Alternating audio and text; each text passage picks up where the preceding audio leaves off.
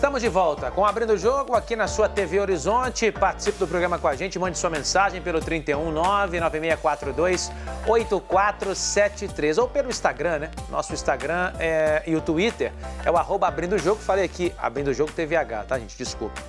@Abrindo o Jogo TVH, tudo junto. Falei aqui agora há pouco sobre a promoção que vai começar já a partir de amanhã. Fique ligado lá no Instagram. Você vai poder jogar boliche com a sua família, com os seus amigos, com quem você quiser, tá bom? Vamos falar de Libertadores da América? O Santos entrou em campo ontem pela Libertadores e venceu por 2-0 o Deportivo Lara da Venezuela. Vamos conferir os gols aí? 2-1. O Ariel Holan chegou no Santos. Tá aí de novo o lance para você dos gols. Quando a gente comenta aqui, ele chegou no Santos, o André, vindo de bons trabalhos aí, né? Principalmente lá no Chile, onde ele estava também. Mas, assim, a gente vê que o Santos foi goleado agora pelo São Paulo, tem sofrido nos seus jogos, né? Não tem conseguido se impor como estava com o Cuca, por exemplo. Naquele momento, e aí o Cuca conseguiu tirar daquele grupo bem limitado, conseguiu tirar bons resultados, não ter o seu principal jogador em campo, perder um treinador até se adaptar a uma nova metodologia, temporada de sobreviver, nem a fase de grupos da Libertadores. Ô Vinícius, mas também contou aí com alguns desfalques importantes o time do Santos ontem, né? Isso aí tem que ser levado em conta, porque o Santos ontem levou a campo uma equipe com uma média de idade de 21 anos. Isso é uma situação que a gente não está acostumado, principalmente se tratando de Libertadores. A gente vê isso em campeonatos estaduais, porque a gente fala, laboratório, aí pode colocar a meninada. Agora no jogo, mata-mata, que está valendo vaga na fase de grupos, o Santos colocou a garotada, jogadores realmente que não são conhecidos do grande público. Então tem que dar méritos, porque o Santos tem hoje é um grande caso, né, de sucesso nas categorias de base é o Santos, mas não é só por isso. O Santos também não pode contratar, não tem como registrar. Deportivo Lara não é um grande adversário, mas enaltecer principalmente essa garotada que ontem teve menino fazendo gol com 17 anos de idade. Pois é, o Alan Passos, o Kaique e o Vinícius, né, marcaram os gols do Santos. O Anzola foi quem descontou para o Deportivo Lara. Agora, o Alan Passos, esse é o detalhe. No Santos, por exemplo, a gente estava elogiando recentemente aqui o Atlético utilizando os garotos no Mineiro, né? No Santos, até por necessidade, não tem outro jeito, estão usando na Copa Libertadores, que, querendo ou não, é a competição mais importante do time nesse primeiro semestre. Esse caso específico do Santos, do ano passado para cá, com esse uso tão forte da garotada, por uma gravíssima crise financeira.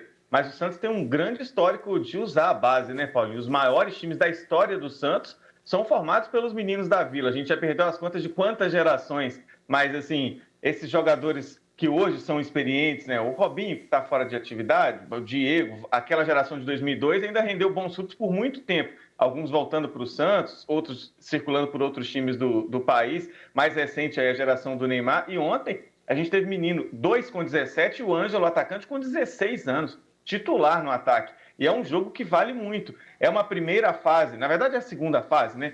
Mas aí tem outra fase antes de chegar na de grupos, e o Santos, até financeiramente, como o André já citou, é uma temporada muito difícil para a sobrevivência. Essas cotas, essa passagem aí para pelo menos a fase de grupos seria muito interessante, mas eu vejo como muito difícil também que o Santos chegue até lá. Não é impossível, claro, mas teve essa dificuldade de controlar, mesmo diante de tantos desfalques, e na próxima fase ele pega São Lourenço ou Universidade de Chile, que são times tradicionais, né? O São Lourenço da Argentina, a Universidade de Chile do Chile, claro, né?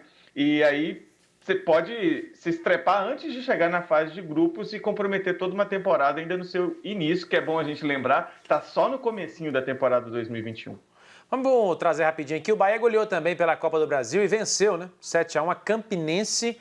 Os dois baianos abriram a Copa do Brasil ontem e o Vitória venceu também por 1-0 o Águia Negra. Infelizmente não temos os gols aqui para mostrar para vocês, mas os resultados então estão aí. Os dois baianos, o Bahia até um pouco melhor, caminhando bem.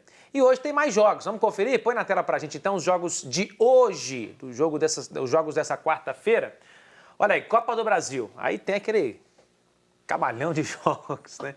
Madureira e Paysandu, Gama e Ponte Preta, 4 de julho e Confiança, Madureira e Paysandu, Gama e Ponte Preta 3h30, 4 de julho e Confiança às 4 horas da tarde, 6 da noite tem Rio Branco e Sampaio Corrêa, ainda às 6, Cianorte e Paraná, clássico lá no Paraná, 7h15, Juazeirense e Sport.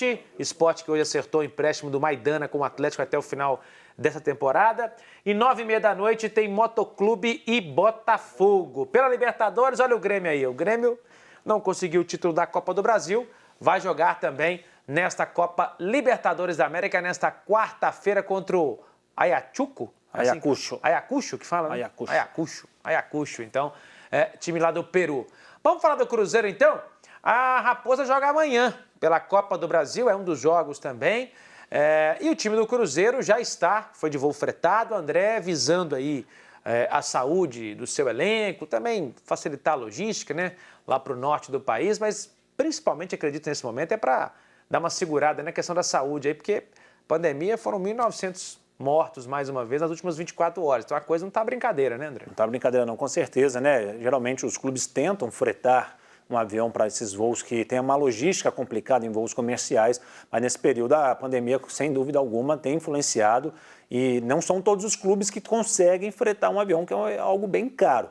Mas tendo a possibilidade, os clubes vão optar por isso. Eu, particularmente, eu acho que nessa temporada, a Copa do Brasil ela deveria ser, nessas primeiras fases, uma Copa do Brasil regionalizada. Evitar essas viagens muito longas, onde haja diferenças de critérios para o combate da pandemia. Então, haveria para mim, são 5 clubes em Minas. Então, você juntaria esses 5 clubes de Minas para se enfrentarem, às vezes com alguém de São Paulo, do Rio. Faria uma seletiva aqui da região sudeste, haveria região no norte, nordeste, enfim, mais para frente se enfrentariam para, de fato, uma competição nacional. Mas vamos torcer para que, com essa competição da forma como está, que a gente não tenha grandes problemas com a pandemia, que todos consigam terminar a competição com saúde.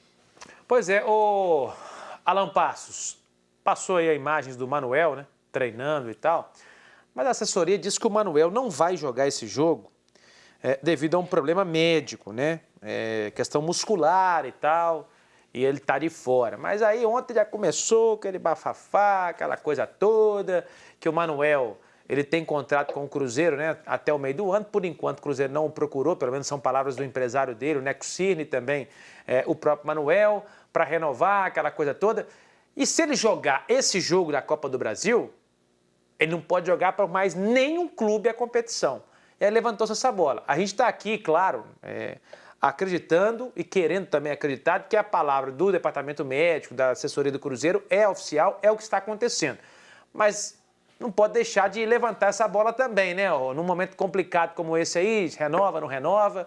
Manuel foi uma das peças mais importantes aí do Cruzeiro ano passado, num ano que não foi muito bom, hein, Alan Passos? O Manuel se destacou muito, né, Paulinho? Até muito mais do que eu imaginei que aconteceria na temporada do ano passado. Voltou, tomou conta da zaga e foi importante lá atrás e lá na frente. Fez muitos gols, em termos de liderança, foi uma figura muito importante para o Cruzeiro. E sobre essa questão dele não atuar hoje, você já adiantou bem, Paulinho. Tem a versão oficial e as versões oficiosas ali em volta. A gente, como jornalista, se ficar só preso à versão oficial, então a gente trabalha em assessoria, não vai fazer jornalismo em si.